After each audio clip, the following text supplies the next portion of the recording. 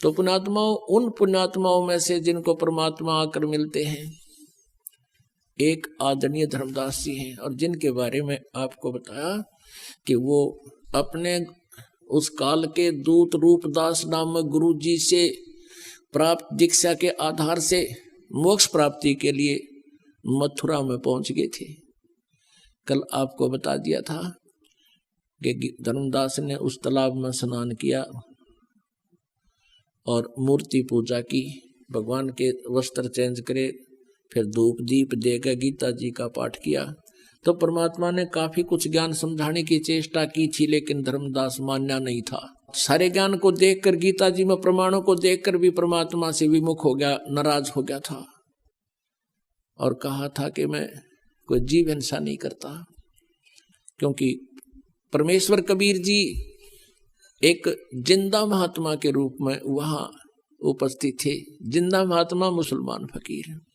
ये टोंट करसी थी धर्मदास जी ने कि मैं जीव हिंसा नहीं करता। तुम कहने का भाव ये था कि तुम मुसलमान हो, तुम मांस खाते हो, जीव हिंसा करते हो, इसलिए तुम्हारा मोक्ष नहीं हो सकता, हमारा ही मोक्ष होगा। धर्मदास जी का उद्देश्य ये था कहने का। अगले दिन धर्मदास जी ने खाना बनाया, लेकिन सच्चाई से परिचित होकर के वो साधना नहीं कर सका जिसको वो प्रतिदिन किया करता था। अंदर में कसक थी, भगवान फिर एक बार दर्शन दे और फिर कभी मैं ऑब्जेक्शन नहीं करूंगा, सारा ज्ञान सुनूंगा।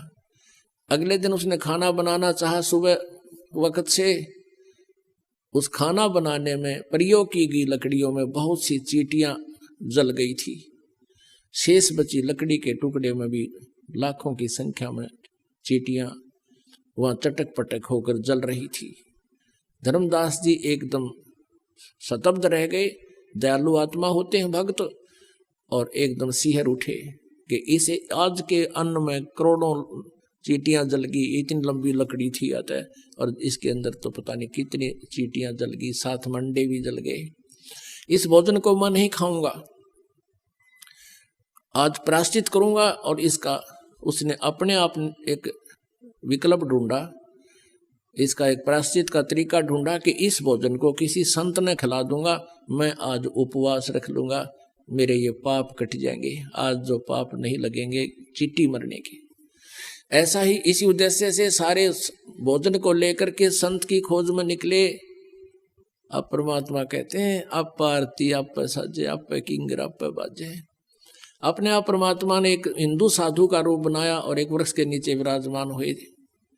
धर्मदास जी ने कहा भगवान साधु जी भोजन पालो, भूख लगी होगी। परमात्मा ने कहा हाँ धर्मदास मुझे भूख लगी है। अब धर्मदास कहा, तब उसने ध्यान से देखा कि आदमी मुझे कैसे जानता है। फिर सोचा कि मैं बहुत धर्म भंडारे करता हूँ, साधु संत आते हैं, जानता होगा। भोजन रख दिया। परमात्मा के पास एक लोटा पानी का भरा रखा था कबीर जी के पास, उसमें से जल उठाया और मंत्र बोले और सभी रोटियों पर छिड़क दिया, सब्जी पर छिड़क छींटे मार दिए। एक मंत्र बुदबुदाया, सारी भात और सारी सब्जी और रोटियां की चींटी बन गई, सारी थाली काली होगी। झुंड के झुंड चींटियों के बंडे मुंह में लेकर बाहर निकलने लगे थाली से। तब परमात्मा उसी जिंदा महात्मा के रूप में हो गए जिस रूप में पहले दिन वार्ता हुई थी धर्मदास जी के साथ। और कहा धर्मदास तेरे तक कसाई भी अच्छा, तू ये करा था हम जीव हिंसा नहीं करते, तो कसाई भी कम तेरे तक है। आज इतने पाप करके तू मेरे को खिलाने आया था। चरणों में गिर गया, पैर पकड़ लिए, नो कहे भगवान मैं पापी आत्मा हूं, हे प्रभु आपके ज्ञान में बहुत दम है। और मेरे हृदय को उसने छलनी कर दिया, कंडम कर दिया दाता, लेकिन मैं अपने अभिमान वश आपके ज्ञान को स्वीकार नहीं कर सका था। लेकिन सारी रात करवटें बदलता रहा, आपके पाने की तरफ याचना करता रहा कि वो महात्मा संत एक बार फिर मुझे दर्शन दे, तो मैं फिर कभी ऑब्जेक्शन नहीं करूंगा, विवाद नहीं करूंगा। क्योंकि परमात्मा कबीर जी उनके आगे से अंतर्ध्यान हो गए थे।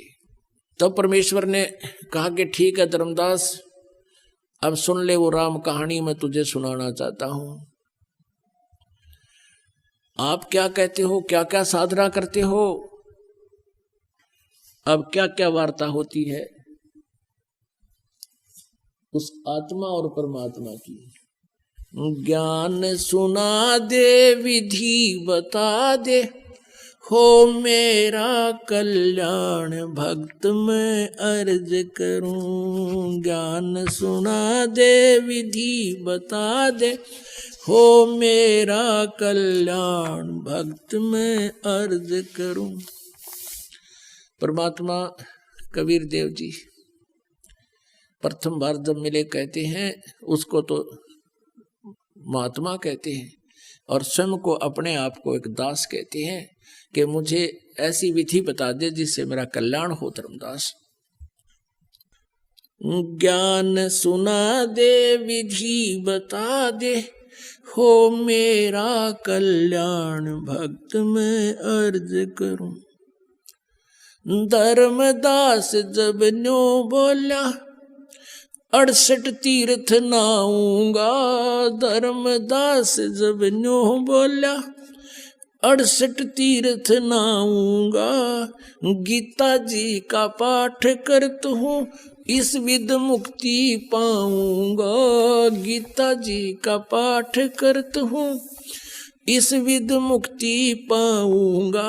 राम कृष्ण के गुण गाऊंगा, मिल स्वर्ग में स्थान भक्त में अर्ज करूं। ज्ञान सुना दे विधि बता दे, हो मेरा कल्याण भक्त में अर्ज करूं। अब धर्मदास जी ने कहा कि मैं ऐसे ऐसे गीता जी का पाठ करूंगा, राम कृष्ण का जाप जपूंगा और तीर्थ में स्नान करूंगा, इससे मोक्ष मिलेगा। परमात्मा कहने लगे, धर्मदास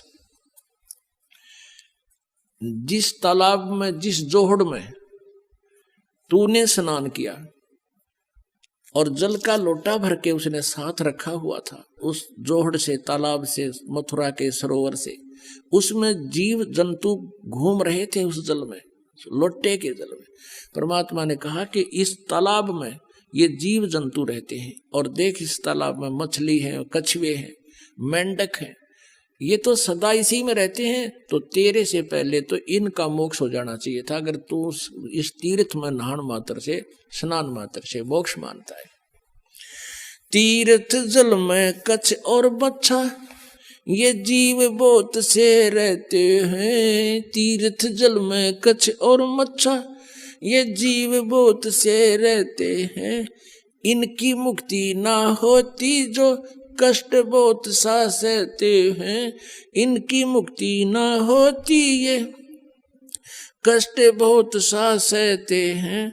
सतयुग में राम कृष्ण नहीं थे, तब किसका धरते ध्यान भक्त में अर्ज करूं। ज्ञान सुना दे विधि बता दे, हो मेरा कल्याण भक्त में अर्ज करूं।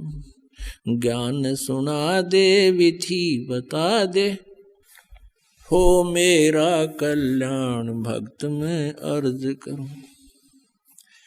फिर दूसरा और तरीका बताया, एकादशी का व्रत करत हूँ, जीव हिंसा कोई करता ना। एकादशी का व्रत करत हूँ, जीव हिंसा कोई करता ना। शिवलिंग पूजा गुरु की सेवा किए बिना बिसरता ना। शिवलिंग पूजा गुरु की सेवा किए बिना बिसरता ना। शालिग्राम की पूजा करता मैं दिन में सुबह और शाम भक्त में अर्ज करूं। ज्ञान सुना दे विधि बता दे, हो मेरा कल्याण भक्त में अर्ज करूं। भगवान बोले, यदि एकादशी का व्रत होता सारा दिन कुछ नहीं खाना, कति नहीं खाना। और भगवान ने कहा, गीता जी अध्याय नंबर 6 के श्लोक नंबर 16 में कहा कि अर्जुन ये साधना, ये योग, ये भक्ति ना तो गणा खानाड़े की और ना बिल्कुल ना खानाड़े की, यानी व्रत करनाड़े की कभी सफल नहीं होती।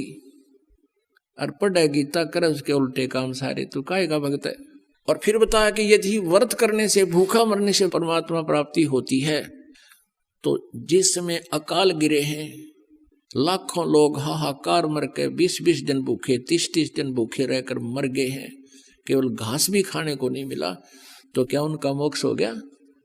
व्रत करे से मुक्ति हो तो अकाल पड़े क्यों मरते हैं।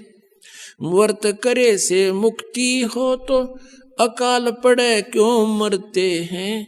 शिवलिंग पूजा और सालग सेवा अनजाने में करते हैं। शिवलिंग पूजा या सालग सेवा अनजाने में करते हैं। चेतन होकर भूल रहे तुम हुए पत्थर से नफराम। भक्त मैं अर्ज करूं ज्ञान सुना दे विधि बता दे हो मेरा कल्याण। भक्त मैं अर्ज करूं। फिर परमात्मा आगे बताते हैं तीर्थ बाट चले जो प्राणी वो जीव बहुत से मार है। परमात्मा ने पूछा कहां से आए हो आप। धर्मदास जी ने कहा मैं बांधवगढ़ से आया हूं। बांधवगढ़ से मथुरा कितनी दूरी पर है। 250 कोस। 250 कोस मीन 700 किलोमीटर। और कहा मैं पैदल चल के आया हूं। धर्मदास जी कहते हैं क्योंकि धार्मिक व्यक्ति थे, पहले साधन भी ऐसे नहीं थे।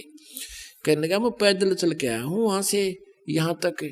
तो परमात्मा ने कहा वहां से तेरे बांधवगढ़ से, एमपी में है बांधवगढ़ मध्य प्रदेश में, और वहां से यूपी में मथुरा यहां तक आने में कितने जीव कीड़े मकोड़े तने कुचल डाले। और तू कह मैं जीवन सा नहीं करता। और इस जल में स्नान किया तने, इस तालाब में, तीर्थ के तालाब में कितने जीव मार दिए। जैसे लोटे में देख तेरे जीव जंतु घूम रहे और स्नान करते समय जो तना रगड़ रगड़ के मार डाले। और पाप पुन एक भी कोई ना इस डले डोन का, और पाप कर लिए तना अरबों कट्ठे। तीर्थ बाट चले जो प्राणी वो जीव बहुत से मारे हैं। जल में सूक्ष्म जीव रहते हैं स्नान करत संगार है। जल में सूक्ष्म जीव बहुत हैं स्नान करत संगार है। भाई चौका देवो आवन करो। चौका देवो ये लिपा पोती करते हैं अलग से, और फिर रोटी बनाते हो, खाना बनाते हो। चौका देवो आवन करो उनमें हो हिंसा बे उन्मान। भक्त मैं अर्ज करूं ज्ञान सुना दे विधि बता दे हो मेरा कल्याण। भक्त मैं अर्ज करूं। 7 दीप और 9 खंड ये सोपन जैसा खेल है। 7 दीप और 9 खंड ये सोपन जैसा खेल है। 3 लोक और ये भवन चतुर्दश ये काल बलि की जेल है। 3 लोक और भवन चतुर्दश ये काल बलि की जेल है। महाप्रलय में नष्ट हो जावे फिर कहाँ करो विश्राम। भक्त मैं अर्ज करूं ज्ञान सुना दे विधि बता दे हो मेरा कल्याण। भक्त मैं अर्ज करूं। अब धर्मदास ने काफी वाद विवाद किया तो परमात्मा अंतर ध्यान हो गए, सामने से अदृश्य हो गए। फिर वो रोने लग गया, जुल्म कर दिया मैंने तो, कितना सुंदर ज्ञान देव थे और मैं वाद विवाद से भगवान को दूर कर दिया। इतनी कह साहेब कबीर अंतर ध्यान होया जी। इतनी कह परमेश्वर कबीर अंतर ध्यान होया जी। अपनी गलती जान धर्मदास फूट फूट के रोया जी। अपनी गलती जान धर्मदास फूट फूट के रोया जी।